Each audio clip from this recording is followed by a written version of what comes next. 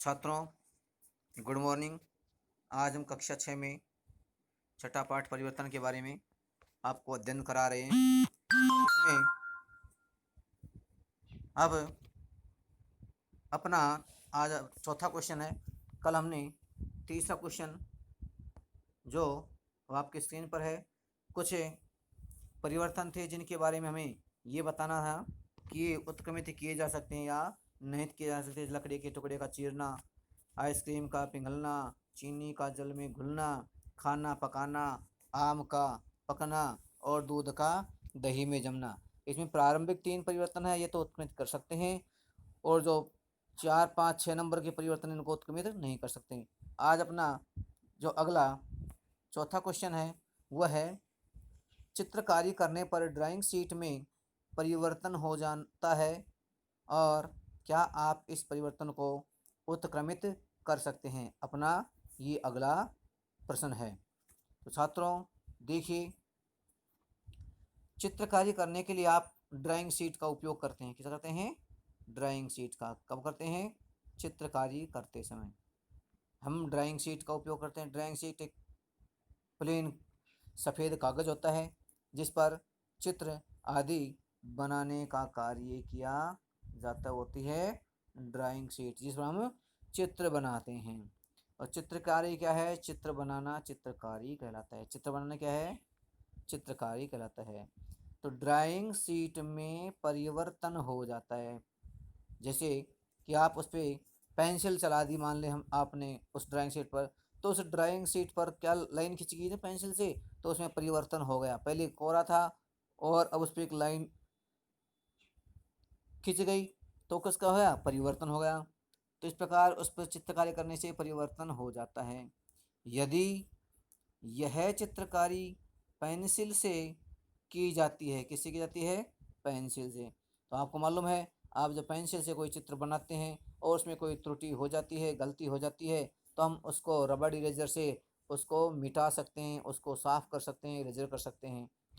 लेकिन यदि हम यह चित्रकारी किसी स्केच पेन से, कलर से करते हैं, तो उसको फिर मिटाना मुश्किल होता है या असंभव होता है। हम उसको वापस पहले जैसा नहीं कर सकते हैं। तो अब क्या होगा? वो उत्क्रमित नहीं होगा ये परिवर्तन। तो भाई जब चित्रकारी पेन से है तो इसे उत्क्रमित किया जा सकता है। क्या कर सकते हैं? उत्क्रमित किया जा सकता है। कब? यदि हमने चित्र पेंसिल से बनाए हैं तब। और यदि चित्रकारी किससे की है?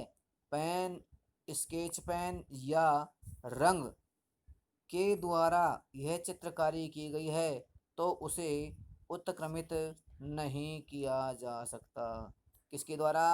यदि ये पेन के द्वारा और पेन स्केच पेन के द्वारा, या दूसरा है आपका रंग के द्वारा, यदि हम इसको करते हैं तो इस परिवर्तन को हम क्या नहीं कर सकते? उत्क्रमित नहीं कर सकते। अब अपना ये हो गया क्वेश्चन। तो यदि हम ड्राइंग शीट और पेंसिल से चित्रकारी करते हैं तो उसको उत्क्रमित कर सकते हैं, मिटा सकते हैं। लेकिन यदि पेन, स्केच पेन या रंग से हम उस पर चित्रकारी करते हैं तो उसे मिटा नहीं सकते हैं। इस प्रकार कागज अपनी पूर्व अवस्था में नहीं आ सकता है। इसलिए यह परिवर्तन कैसा हो गया? उत्क्रमित। इस परिवर्तन उत्क्रमित नहीं कर सकते। अब अगला क्वेश्चन आ रहा है अपना कि उदाहरण देकर ये बताना है उत्क्रमित किए जाने वाले तथा उत्क्रमित नहीं किए जाने वाले परिवर्तनों में अंतर बताना है। तो छात्रों देखिए, वे परिवर्तन जिनमें पदार्थ को परिवर्तन के पश्चात पुनः पूर्व स्थिति में लाया जा सकते या मूल रूप में लाया जा सकता है तो उन्हें उत्क्रमित परिवर्तन कहते हैं। पदार्थ को परिवर्तन के पश्चात उसे अपनी प्रारंभिक अवस्था में, प्रारंभिक स्थिति में यदि हम ला सकते हैं तो वह जो परिवर्तन कहलाता है वह उत्क्रमित परिवर्तन कहलाता है। जैसे हमने पाठ में पढ़े थे, कागज़ का हवाई जहाज़ बनाना, और जब कागज़ का हवाई जहाज़ बन जाता है, आप उससे खेल लेते हैं, और उसके पश्चात क्या होता है, उस कागज़ के हवाई जहाज़ को आप सीधा करके और क्या करते हैं, वापस कागज़ में परिवर्तित कर सकते हैं, वापस कागज़ में, साधारण कागज़ में परिवर्तित कर सकते हैं।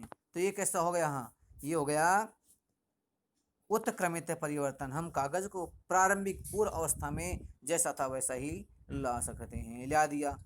अब दूसरा उदाहरण दिया इसमें कि गुब्बारे में हवा भरकर उसे फुलाना। तो गुब्बारा आप जब दुकान से लाते हैं, आपने देखा वो छोटा सा गुब्बारा होता है, और जब उसमें आप हवा भरते हैं मुंह से फूंक मार करके, तो उस गुब्बारे के आकार में परिवर्तन हो जाता है, और वह गुब्बारा बहुत बड़ा हो जाता है। कैसा होता है, बहुत बड़ा। तो यहाँ दिया है वे परिवर्तन जिनको हम क्या कर सकते हैं, वे परिवर्तन जिनमें पदार्थ को परिवर्तन के पश्चात, यानी परिवर्तन के बाद में, पश्चात मान क्या होता है, बाद में, पुनः पूर्व अवस्था में, पूर्व स्थिति में लाया जा सके, या मूल रूप में लाया जा सके, उन्हें हम क्या कहते हैं, उत्क्रमित परिवर्तन कहते हैं, उत्क्रमित परिवर्तन कहते हैं। कागज का हवाई जहाज बनाना तथा उसका पुनः सादा कागज प्राप्त कर लेना, सीधा कागज प्राप्त कर लेना, गुब्बारे में हवा भरना, गुब्बारे क्या भरना, हवा, गुब्बारे में हवा भरने से उसके आकार में परिवर्तन हो जाता है, गुब्बारा बड़ा हो जाता है, लेकिन वापस जब उसमें से हवा निकल जाती है तो वह अपने वैसे ही पिचकी हुई अवस्था में वापस फिर हो जाता है, तेन उसकी पूर्व अवस्था में हम उसको ला सकते हैं। इस प्रकार ये परिवर्तन कैसा हो गया, ये हो गया उत्क्रमित परिवर्तन। क्यों, पदार्थ, वस्तु अपनी पूर्व स्थिति में आ गई, उसकी मूल अवस्था में आ गई, और मूल रूप में वापस आ जाता है।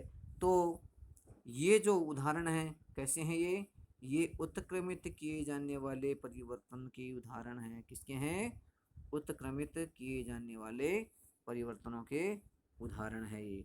उसके पश्चात अगला, यानी उत्क्रमित नहीं किए जाने वाले। अब देखिए, दूध को दही में बदलने। आपने देखा होगी माताएं को दूध को गर्म करके, उबाल करके, और उसको वापस हल्का सा ठंडा यानी गुनगुना करके, और उसमें कुछ मात्रा में दही या छाछ डाल देती हैं। अब वो देखिए, वो कुछ समय पश्चात वो जो दूध है किस में परिवर्तित होता है, वह दही में परिवर्तित हो जाता है, दही में बदल जाता है। दूध किस में बदल गया, दही में। तो दही से क्या हम वापस दूध प्राप्त कर सकते हैं, तो ये संभव नहीं है, दूध से दही हम नहीं बना सकते हैं।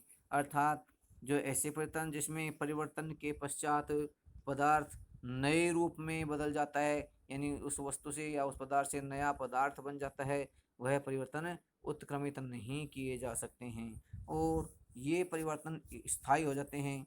ये परिवर्तन रासायनिक परिवर्तन की श्रेणी में आते हैं।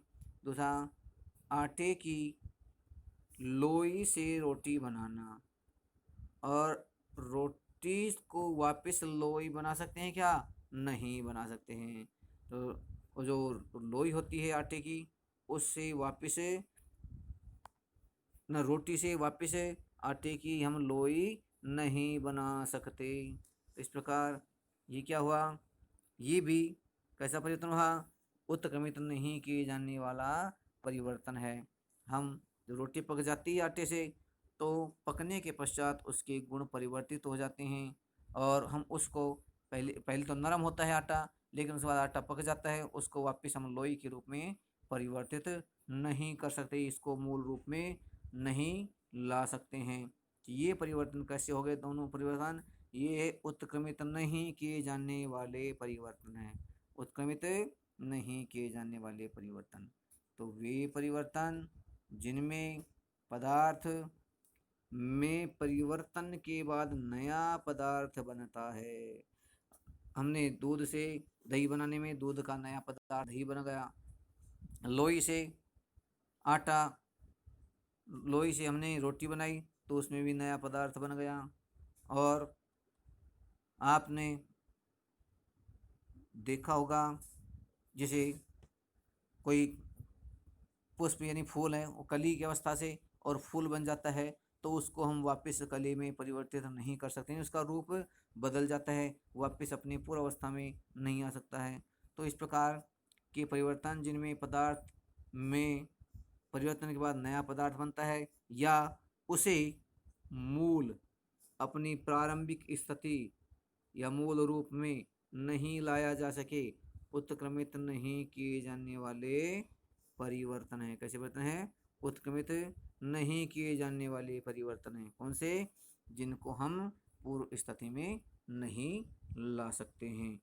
जो एक बार परिवर्तन कर दिया वो परिवर्तन स्थायी हो जाता है, और जो उत्क्रमित है वो परिवर्तन अस्थायी होता है। हम परिवर्तन के पश्चात उसको वापस फिर अपनी मूल अवस्था में, मूल रूप में ला सकते हैं। तो इस प्रकार की दो पदार्थों का हमने जो परिवर्तन है उनको दो रूपों में बांटा है। आगे जाके इन पदार्थों को हम पढ़ेंगे आप भौतिक परिवर्तन और रासायनिक परिवर्तन। अगली क्लास में जब आप 7वीं क्लास में पढ़ेंगे इसको क्या पढ़ेंगे?